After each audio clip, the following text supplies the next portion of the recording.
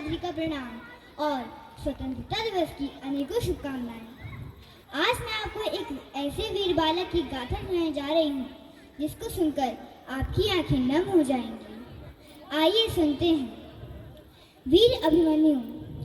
जब कुरुक्षेत्र की समरभूमि में सरशैया पर भीष्म हुए, तब कुरुकलन के नयनों में क्रोधाग्नि लगी और भीष्म हुए। गुरुदेव बनेंगे सेनापति, यह चाल चली थी शकुनी ने। जिसमें फंसकर सब जूझ रहे, वह चाल बनी थी शकुनी ने।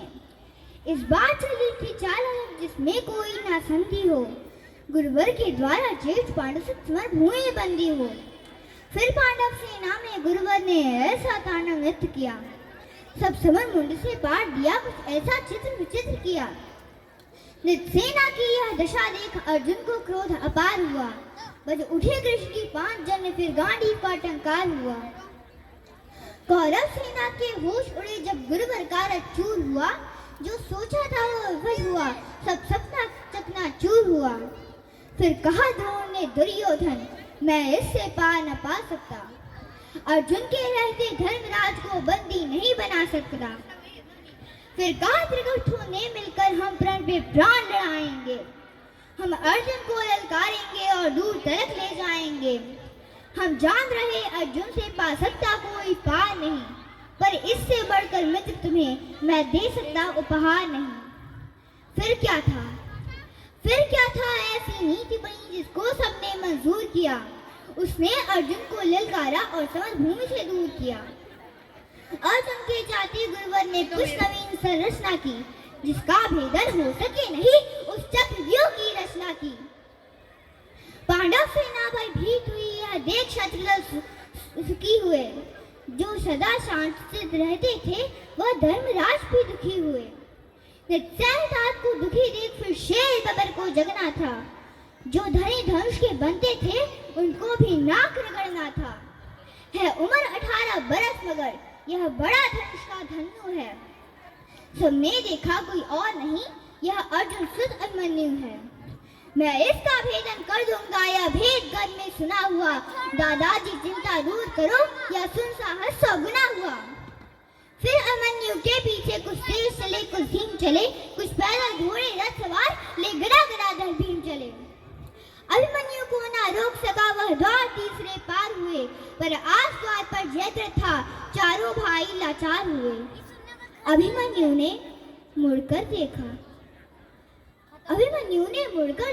कोई ना पीछे अपना था। पर विचलित नहीं हुआ, वीर ऐसा ही उसका सपना था। कोई एक भिड़ा, कोई दो संग, कोई ले झुंड का झुंड भिड़ा। लाशों से पट्टी लगी धरा, ले मुंड मुंड पर मुंड गिरा।